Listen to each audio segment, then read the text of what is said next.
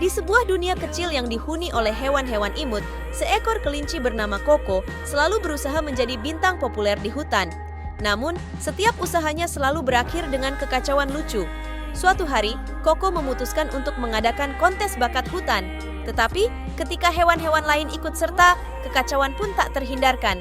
Dari burung yang lupa lirik hingga kura-kura yang berlomba-lomba melaju, acara tersebut menjadi hiburan yang tak terlupakan bagi semua penghuni hutan. Akhirnya, Koko menyadari bahwa kebahagiaan sejati bukanlah tentang popularitas, melainkan tentang bersenang-senang bersama teman-teman.